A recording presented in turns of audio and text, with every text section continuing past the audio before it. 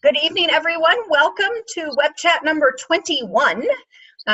We're excited to be close to 24 great pieces of information and opportunities to connect across the country around co-housing. So welcome, glad you're here. This is a service of the Cohousing Association. We offer at no charge, but it does come at a cost, and we are always welcoming of donations to help us cover the costs of these events. Donations can be made at cohousing.org. I am Karen Gimnig. I'm the Associate Director of the Cohousing Association, and Karen Hoskin is also with us. She'll wave and say hello. She is the Executive Director of the Cohousing Association. And also with us tonight is Joe Cole. Joe is a facilitator and consultant. He has a PhD in philosophy and is an assistant professor with the Department of Peace and Conflict Studies at the University of North Carolina at Greensboro.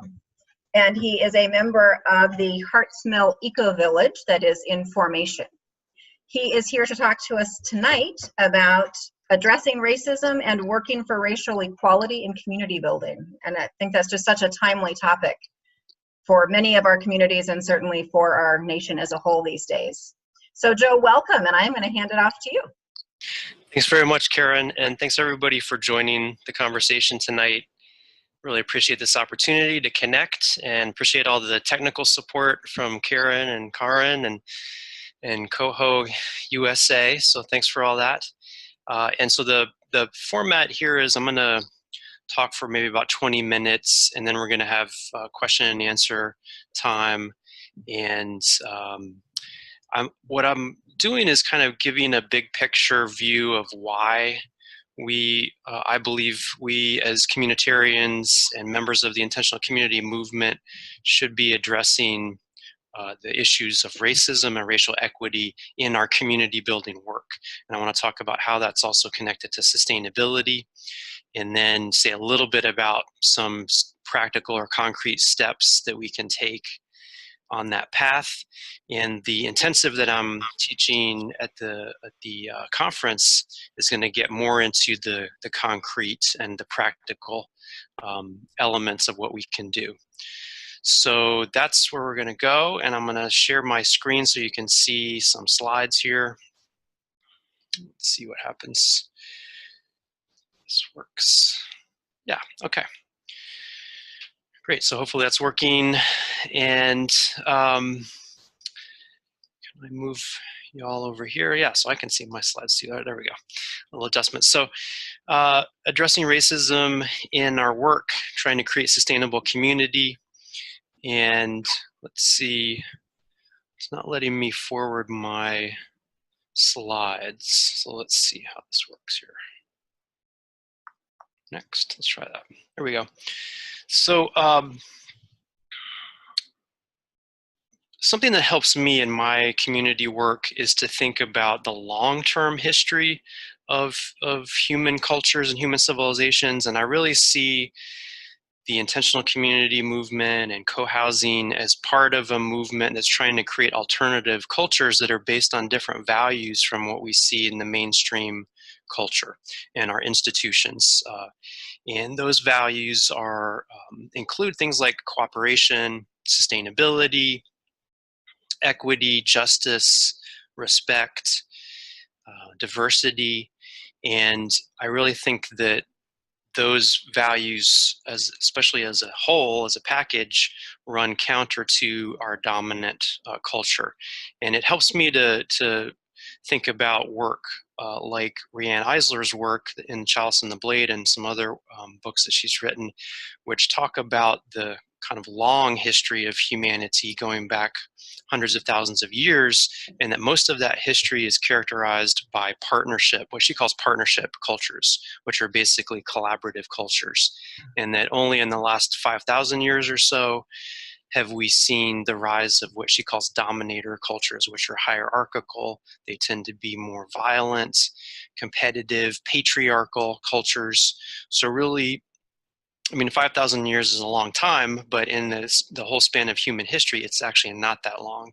And so this, for me, gives me some reassurance that what I'm doing in my life's work around community building is not going against my DNA or my genetic heritage or my cultural heritage as a human being. It's actually fulfilling that heritage, which has largely been cooperative until the last 5,000 years or so. All right, and so in more recent times, an important part of our historical legacy is in the past 500 years is the history of colonialism, and this map is a color-coded map that shows how different parts of the world were basically divided up by European nations during colonialism. So they were, these areas were conquered. So you can see Brazil over here, conquered by the Portuguese, La Plata, which is now Argentina, and some other countries as well, by the Spanish, et cetera, et cetera. So you can see, just about every square inch of the earth was claimed and conquered by European countries. And what does that mean? That means that, they controlled the resources, they controlled the people there for hundreds and hundreds of years. And I would argue that, we're still unraveling that history and that legacy. Conflicts around the world usually have some element and some major element of responding to and trying to overcome that legacy of colonialism. So it set up a very difficult dynamic in the world that we're still living with today. And so in the United States context, in the Americas, part of that legacy of colonialism includes slavery, and that's of course a huge part of economic development in the Americas in the 1600s, 1700s, 1800s. And this is something that is timely, even though this is actually an old slide, but you can see, the kind of celebration of colonialism, of British colonialism here in that image of Cecil Rhodes. And then on the other side, you can see that Britain actually abolished slavery before the United States did, and they decided to pay reparations or compensation not to former slaves, but to slave owners. And so there's a debate going on right now that's reached the national stage in a very interesting way. Presidential elections coming up about reparations, and so I think that's a very fascinating debate.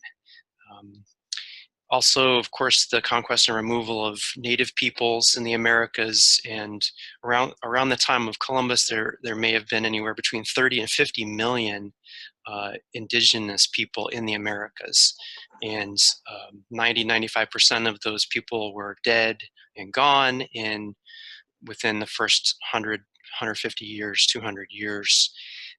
Very tragic history.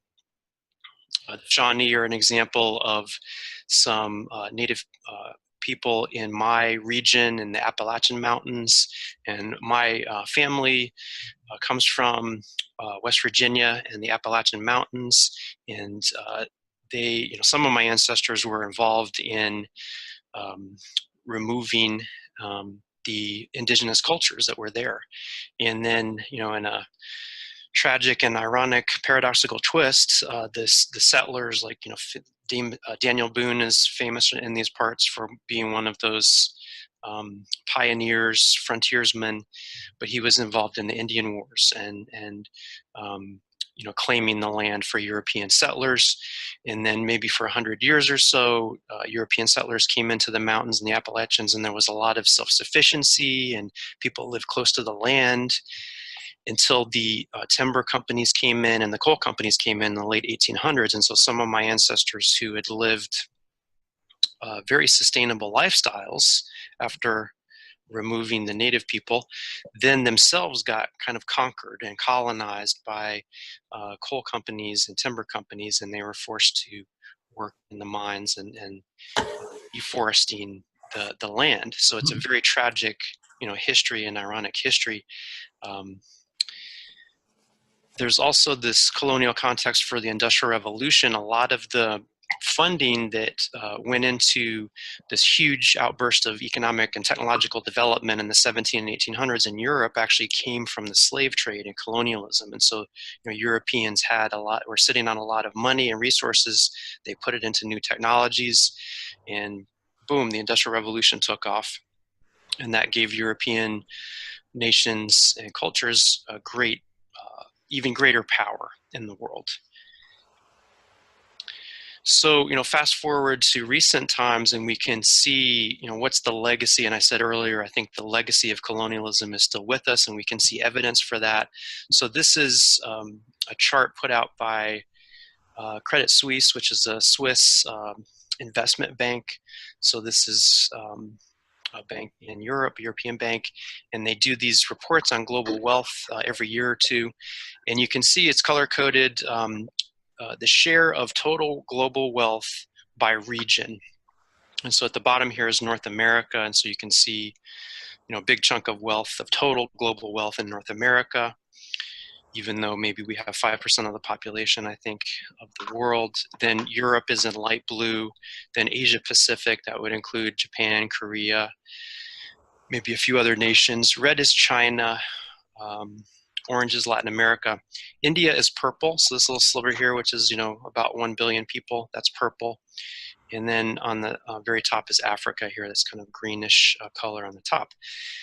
I would say that that pattern of wealth distribution has a lot to do with the legacy of colonialism and that history that I was just describing. Of course, I'm giving you a very quick history of thousands of years of human history, okay, so bear with me here, but this is another chart which shows the distribution of wealth based on the percentage of the population. So you can see that the very top of the pyramid, it's less than 1% of the total population. So 0.7% of the total population of the planet controls about 46% of the wealth.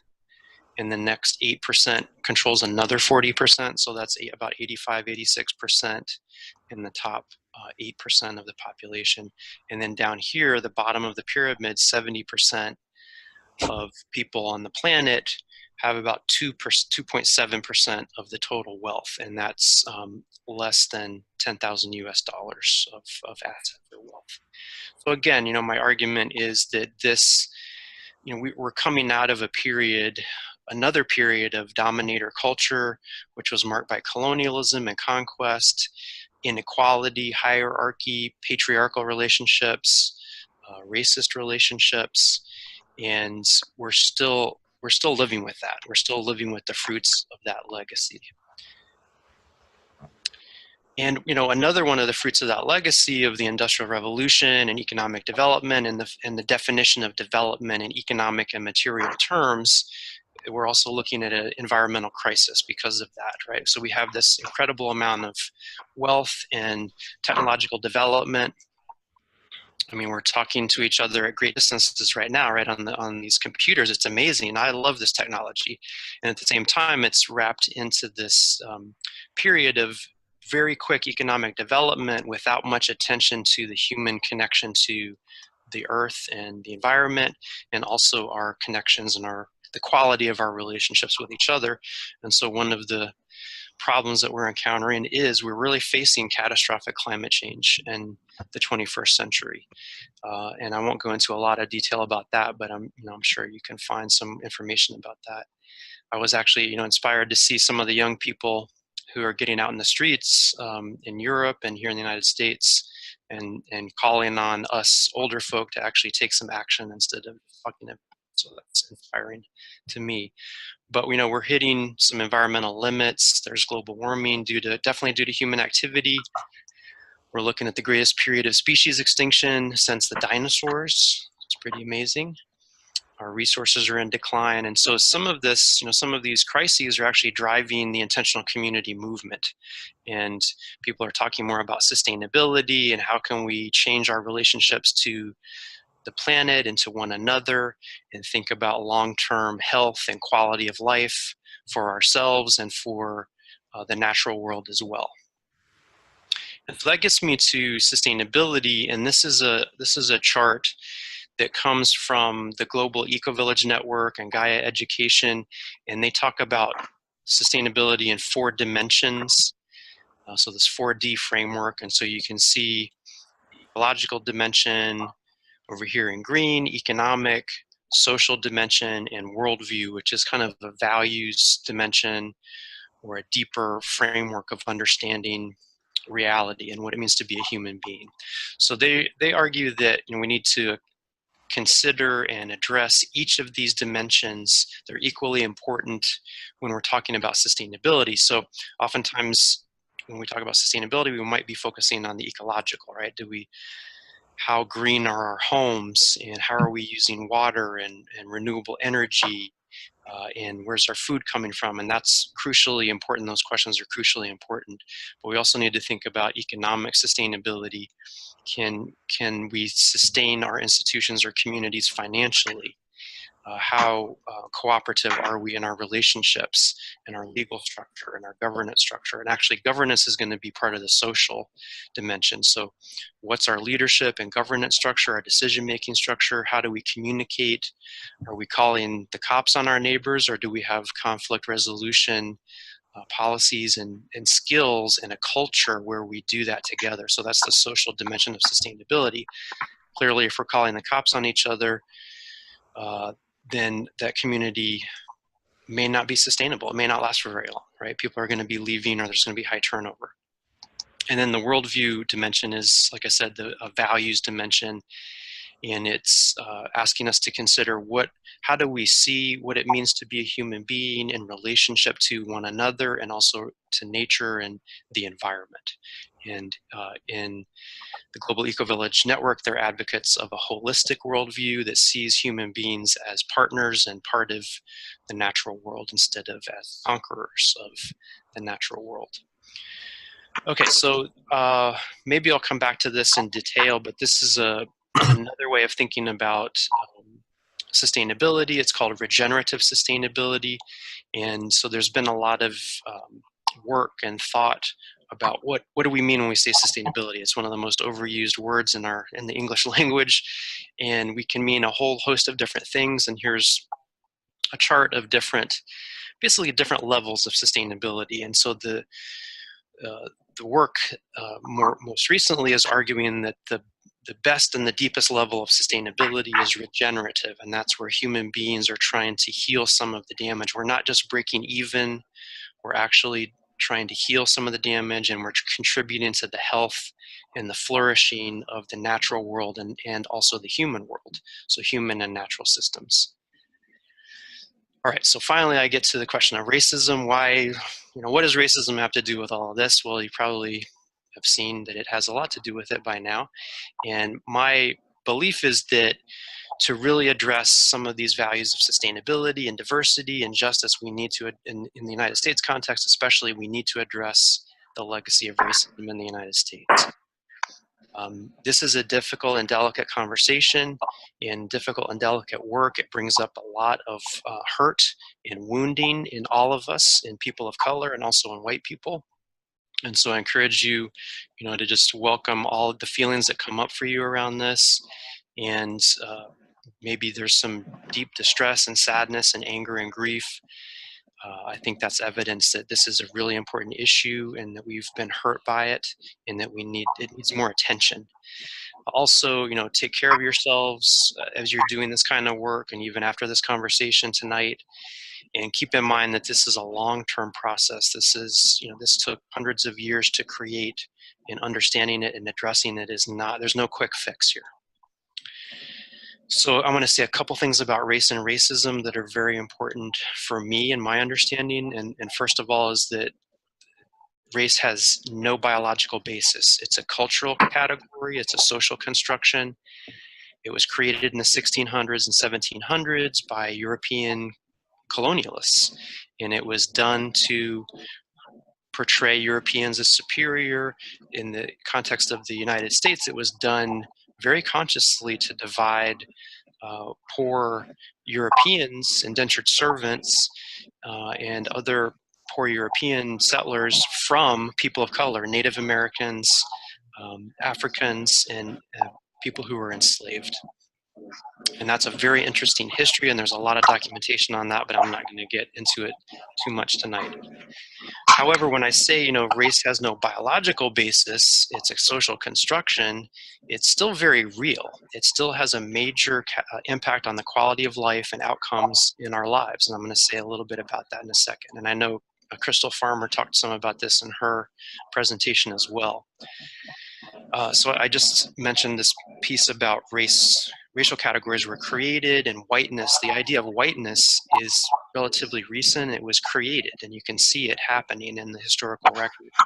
And it was done to help invite poor whites to sympathize with the rich whites and the elite whites instead of sympathizing with the poor Native people and people of color. So it was a divide and conquer strategy, and it's been very effective, very effective.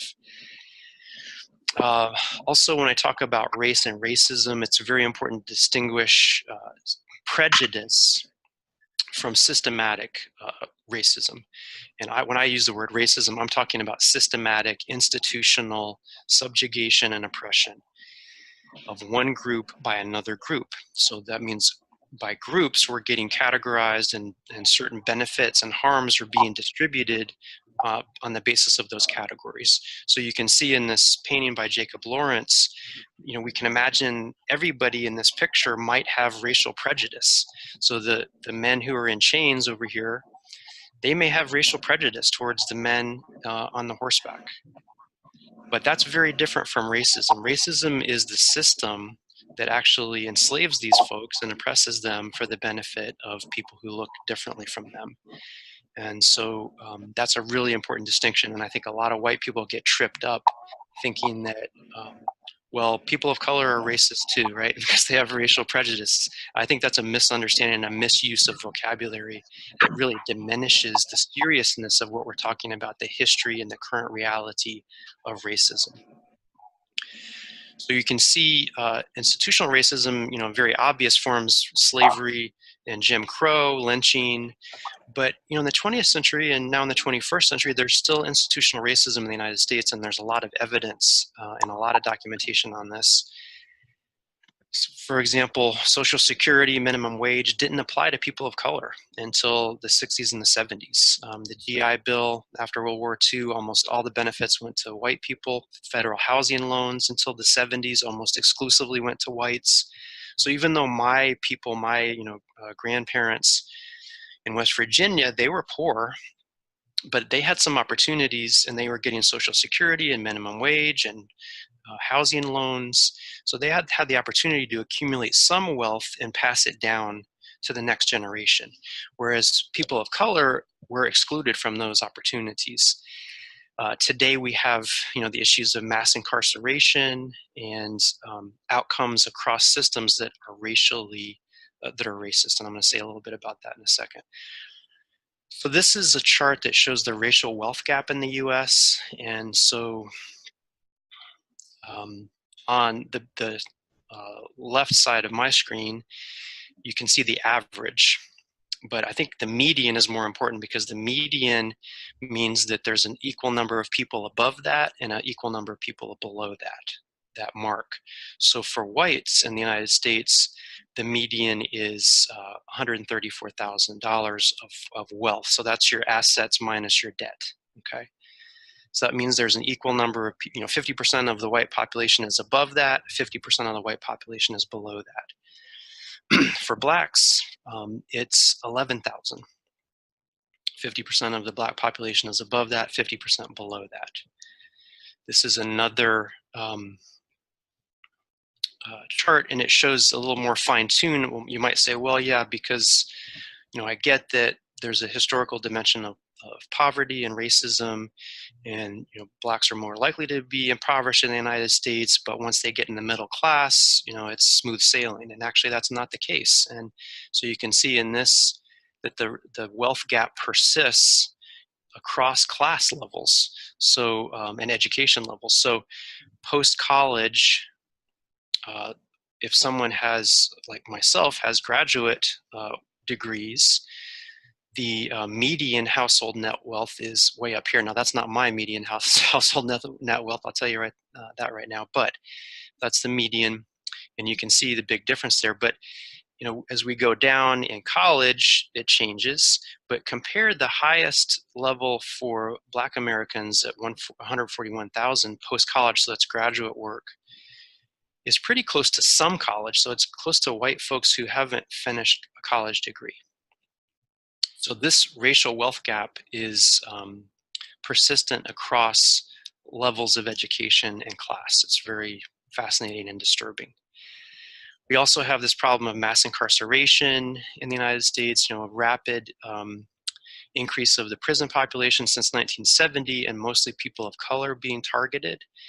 Even though whites are more likely to violate drug laws than people of color, blacks are more likely to be targeted by the police, more likely to be convicted and sentenced to prison. So we have a situation where African Americans are 15% of drug users in the United States, yet they're 90% of those incarcerated for drug use. So that's pretty shocking, and I think that's an indication that we have systemic racism built into our criminal justice system.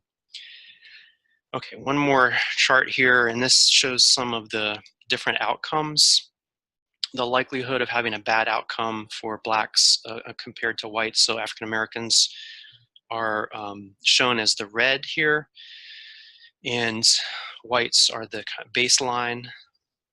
So when it comes to infant death, death from diabetes, education, suspensions, below proficiency, searched on traffic stops, incarcerated, in child welfare, foster care, denied a loan, or don't own a home, you can see that African Americans are much more likely to have bad outcomes across systems. And this is what researchers are calling racial inequity across systems. So it's not just one system like criminal justice system, it's really our education system, our healthcare system, et cetera, et cetera. Okay, so remember at the beginning I talked about how I see this work of building community is creating alternative institutions, sustainable cooperative institutions. And I think of it as creating a different type of culture.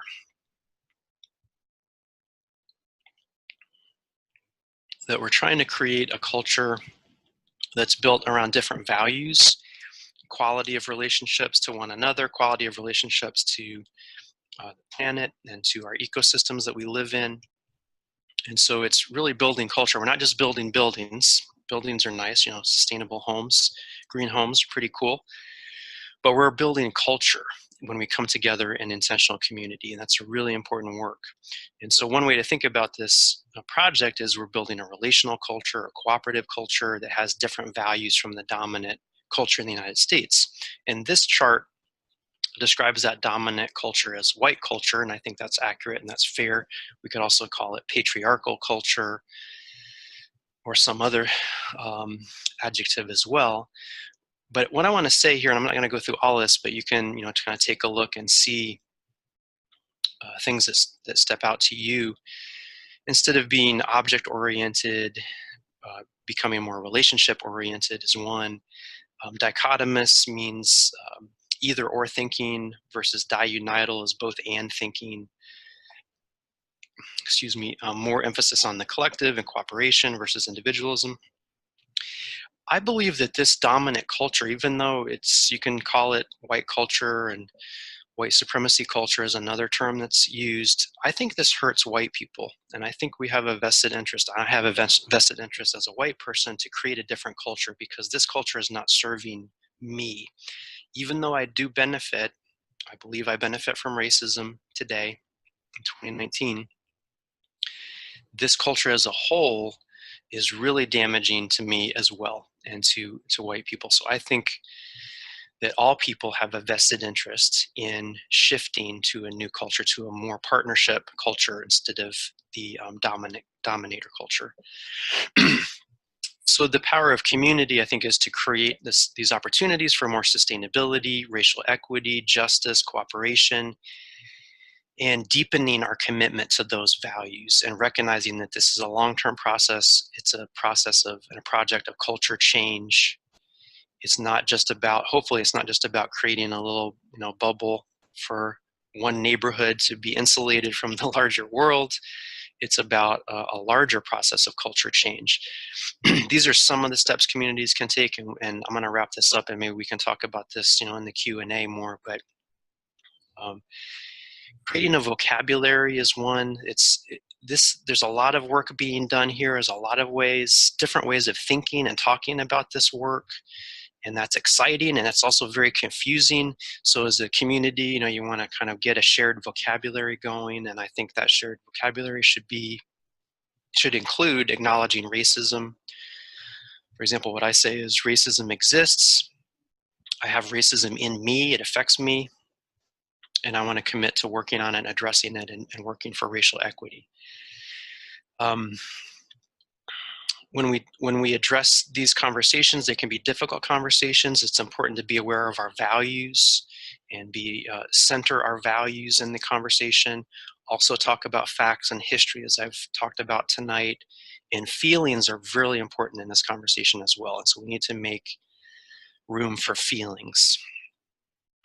I'm seeing this a lot in my own experience and my own community. It's how important it is to listen to people of color when they have a concern and not be so defensive and argumentative, but try to listen and invite feedback and repair damage which we inevitably will. We will do harm, unfortunately, as white people.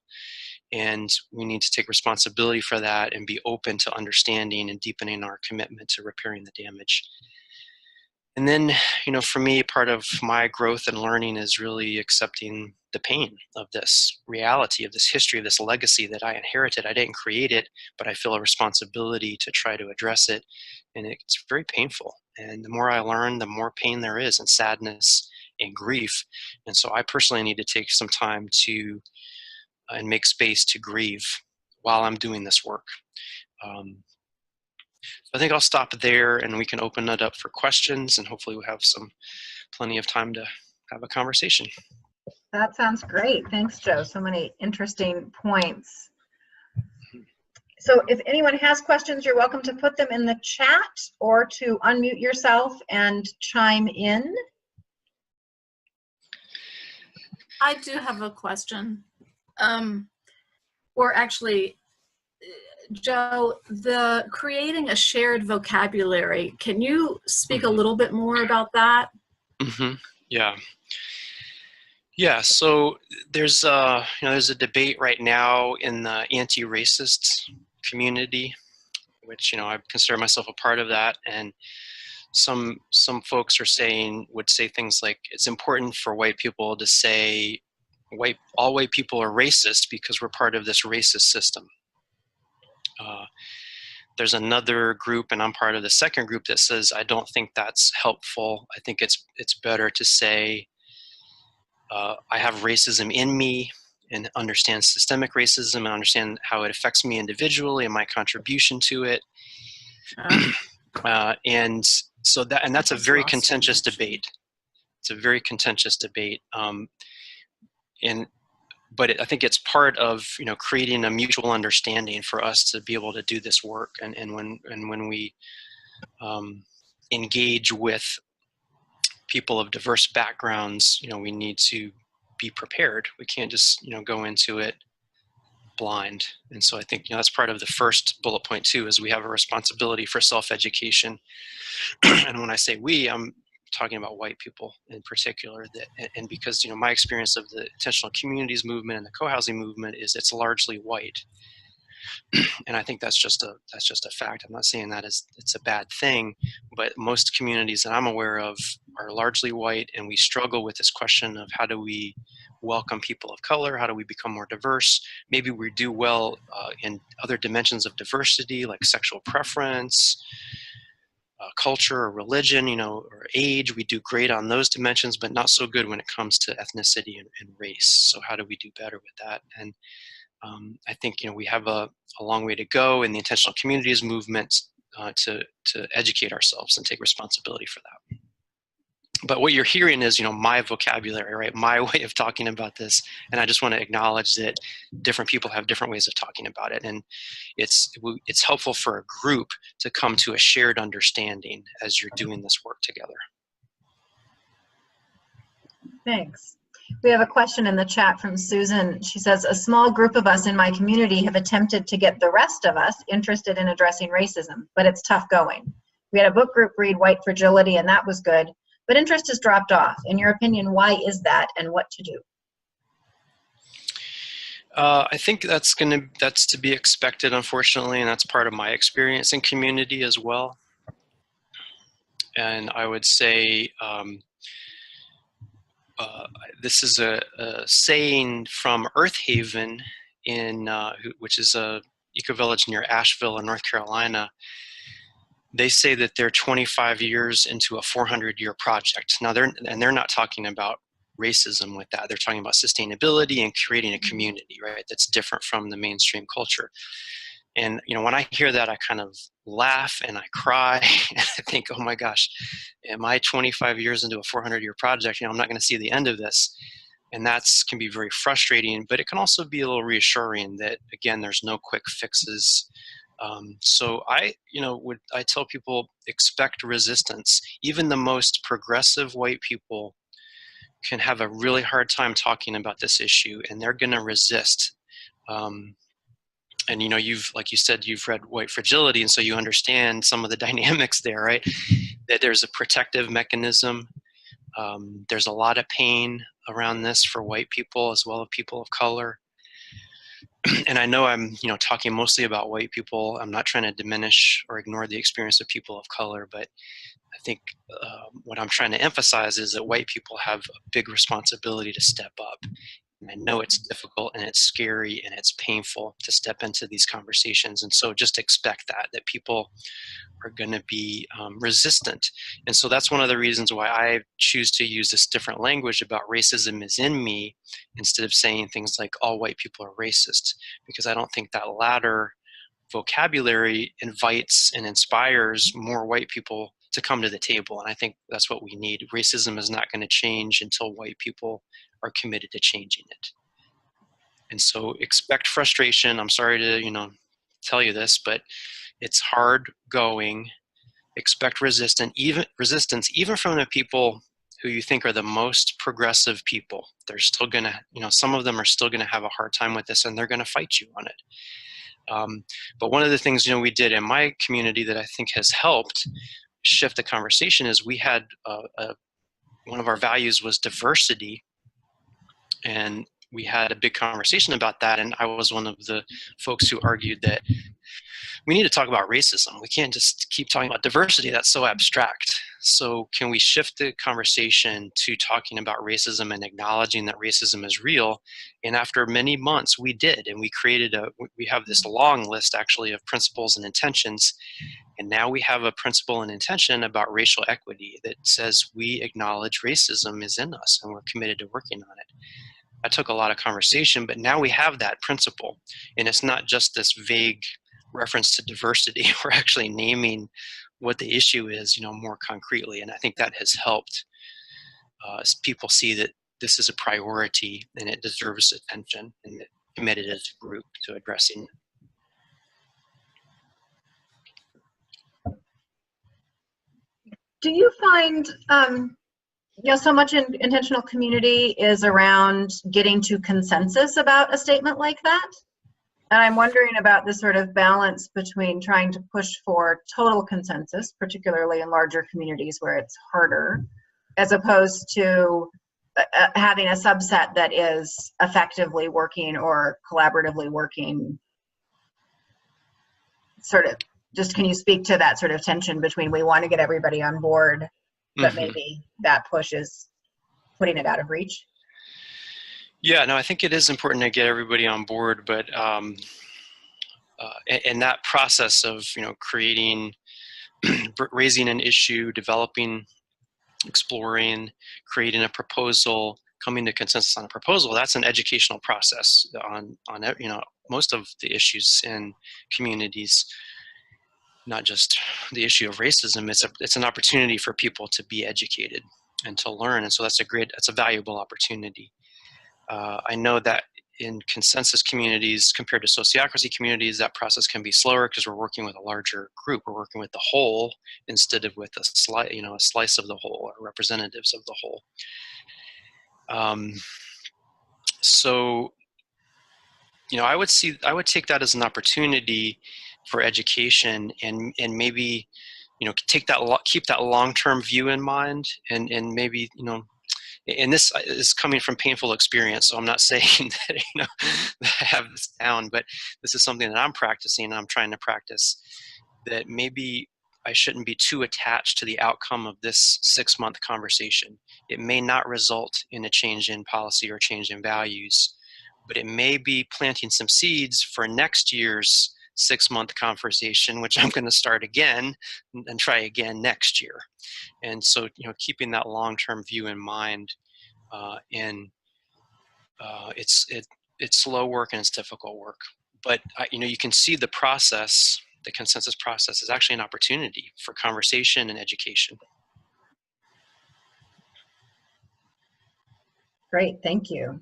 Makes a lot of sense. Are there other questions?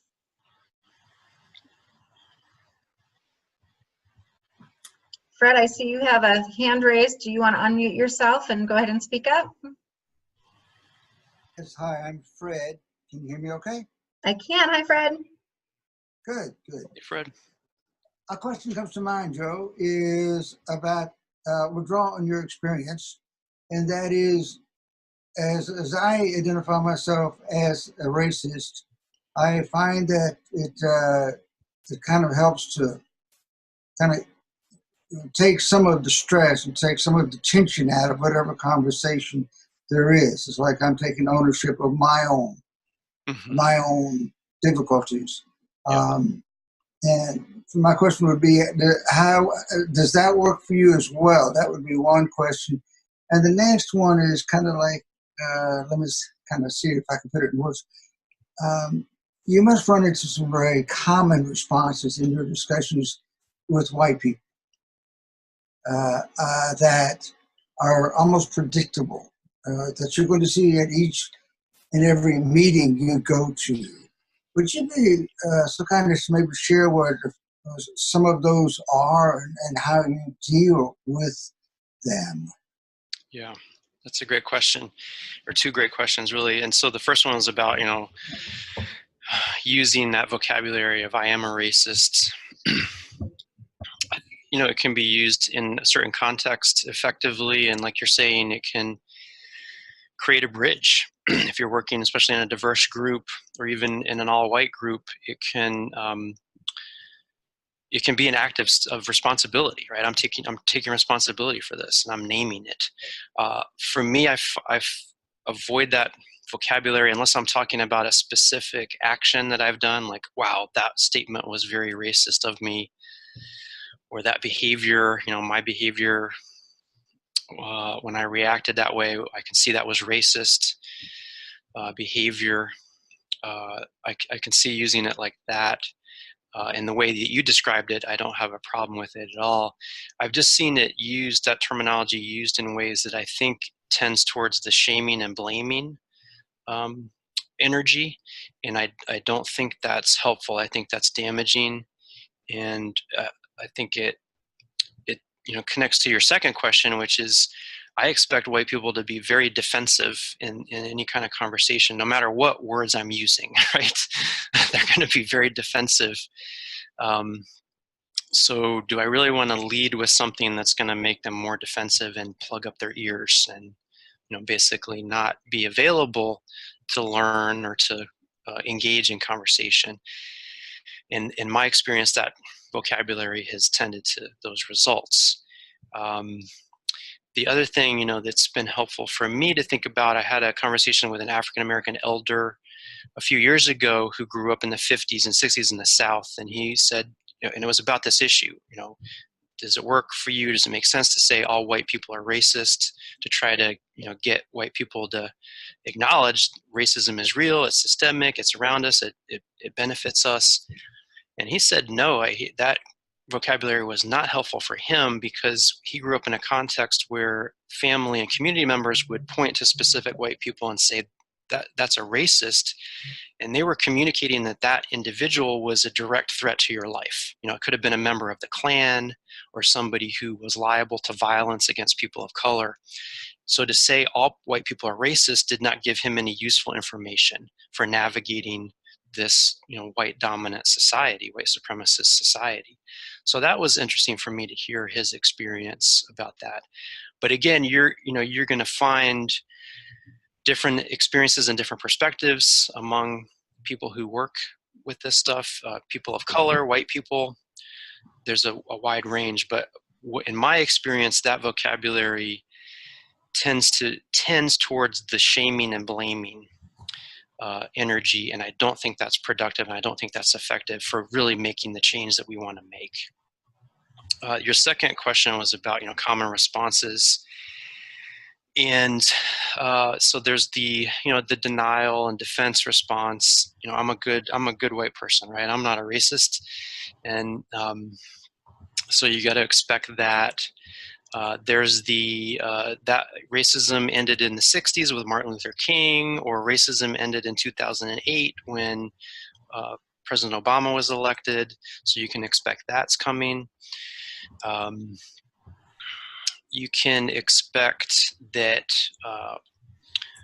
white people will say things that are very offensive. So if you're a facilitator or a participant in these kinds of conversations, I come expecting white people to say things that are offensive and hurtful to people of color, and probably to me too. And so I, ahead of time, need to try to prepare myself for that. So I can respond in the moment, especially if I'm facilitating. Can I respond in the moment in a way that's compassionate, but also productive? What else? There's a tendency for white people to want affirmation from people of color. Please tell me that I'm okay as a white person. There's a tendency for white people to want people of color to educate us. Tell me about your experience. Which seems like a legitimate question, right? I'm curious. I want to learn. I want to understand. But it puts a lot of pressure on people of color to educate us as white people. And people of color are already doing a lot and carrying a lot, trying to survive out here in a system of racism. So we don't want to put more pressure on people of color to take care of our feelings or to educate us. And those are very common problems in settings. So when you say being prepared to respond in a way that's productive, can you give an example of what that might look like? Yeah, so for me, it comes, you can see in the middle here, I don't know if you can still see the slide about values, facts, and feelings, or in the middle. Can everybody still see that? Yeah. Still on the screen, good, okay. The values piece is really important. So I've got to remember why I'm doing this work, and if I'm facilitating, I'll probably do an opening that asks us all to share our values. What are the values that we're bringing to the table? What are our group values if we have them? If we are a group, what are some of our group values that can guide us? And so when later in the gathering, when we get into hot water or a difficult or uncomfortable situation, we can reach back for those values and say, I really want to respond with respect, honesty, compassion. I really want to keep in mind our commitment to justice in this community, etc. So we can, those values are going to be really important to help us guide our conversation. Also, part of the culture change for me is creating more space for feelings and creating a vocabulary around feelings, not just related to this issue of racism, but everywhere. And so I think, part of white culture is we're not going to talk about our feelings. We're going to try to have as an efficient and robot-like meeting as possible. And if your humanity comes into this, you're causing a problem because you're slowing us down. And that's not, again, not just about trying to address racism. It's about trying to address anything. And I see this over and over again in intentional communities. They're not making enough space for feelings and for human connection, because we're trying to be efficient. We're trying to get out of here. We don't want to spend our whole lives in meetings, right? But if we really wish to create an alternative culture, we're going to have to deepen our feelings and our awareness of feelings, our recognition of other people's feelings, and open a space for that. And so I would prepare ahead of time, some spaces which invite feelings, and also do some preparation myself for, what happens if I have a really distressing feeling. How can I take care of myself in the moment? And what can I offer other people if they're really distressed? So being prepared at those levels, I think, is really important. Makes a lot of sense. Jan, I see you have a hand up.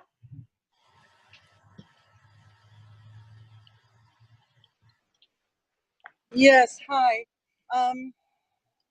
So I guess my main question, Joe, is that you mentioned at the beginning that you're going to be presenting at the upcoming conference.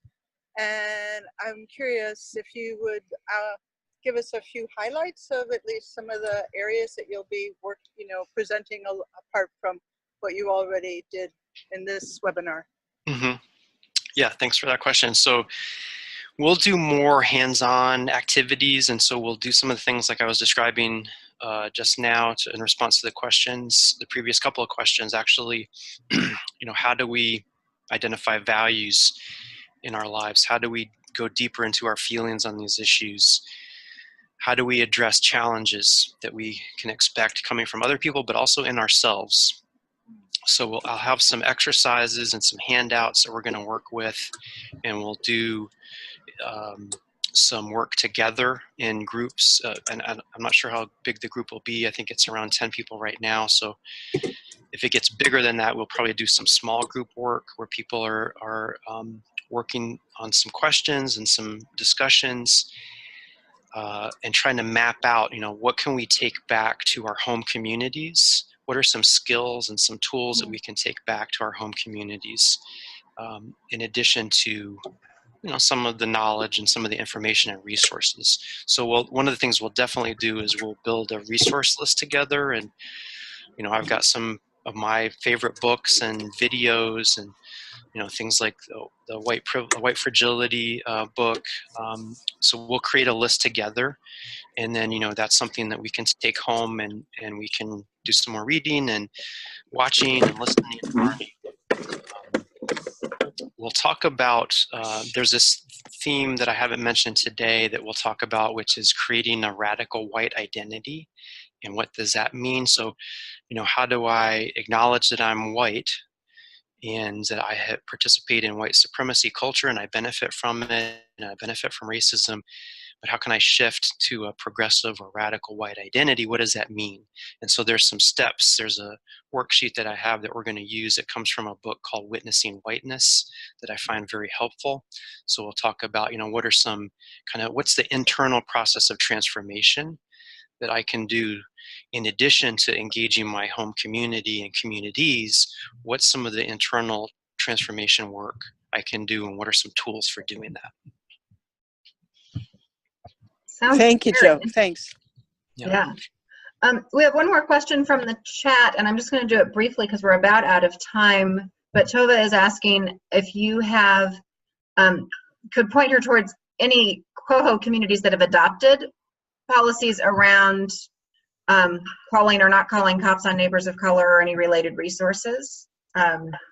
She's saying she's found resources in general, but not much specifically to co-housing communities. Yeah, I don't have good examples, but that's a great question, and that's a question I think I want to ask the attendees when we come together in Portland. What do other folks know about communities that are on the cutting edge? Because I'm looking for that, and I'm looking for models and examples. That's really helped me learn. So let's ask that question of each other, when we gather in Portland, and I'm really curious, and I hope we have some good models, good role models that we can find together and make a list. Sounds great. Okay, well, we are near the end of our hour, and I just want to thank you so much, Joe. There was a lot that was really thought-provoking. I think we could probably talk for quite a long time on this, and fortunately, there will be a group that does that in Portland. So that brings us to one of our end of evening announcements, which is we do have a conference coming up in Portland. It is proving to be a fabulous conference. There's an amazing group of people coming, Joe being one of them, and we're really excited to have folks.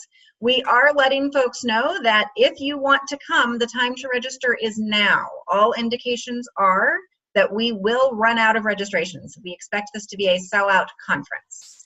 So if you want to go, if you're thinking, oh, I'll just register just beforehand, that is unlikely to be successful. So please go ahead and register if you are interested in going, and we would love to see you there. And Joe, you're doing an intensive before the conference, yes?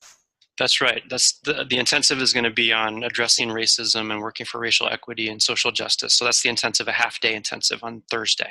On Thursday, that's great. And then are you doing a session during the conference as well? Yeah, I'm doing a session on sharing circles on Saturday morning, and so that'll be what I hope will be just a restorative, sharing circle process. Fabulous. I think I may have attended that with you in Nashville. Oh yeah, great. and found it really useful. So great. So many amazing things happening at the conference. So do look at that. The next web chat is right around the corner. We're actually doing 2 in the same week, which is a first for us. And we're doing that because Rains Cohen will be with us. And he's going to talk about open house, particularly the National Cohousing Open House Day coming up this weekend. But also just giving sort of tips in general for both attending open houses and getting the most out of them, and also for putting on open houses. So if your community is hosting an open house, some tips about how to get the most out of that effort. So Rains will be with us Thursday evening at the same time. And then we have another one Monday evening with Diana Lee Christensen, who will be with us then looking at the challenge of living with different personalities.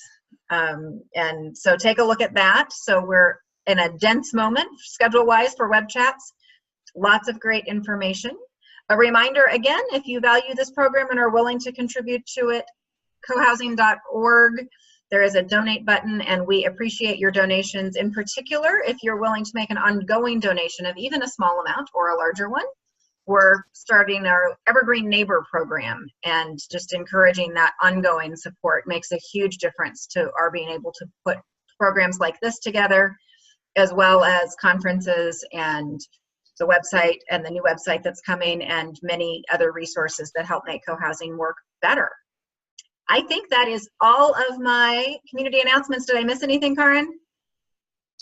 Nope, seeing a shake of head there. Nope. So with that, I'm going to say thanks again, Joe. Fabulous. And Thank you. good night. We'll see you all in a couple of days. Join us again. Thanks very much, all.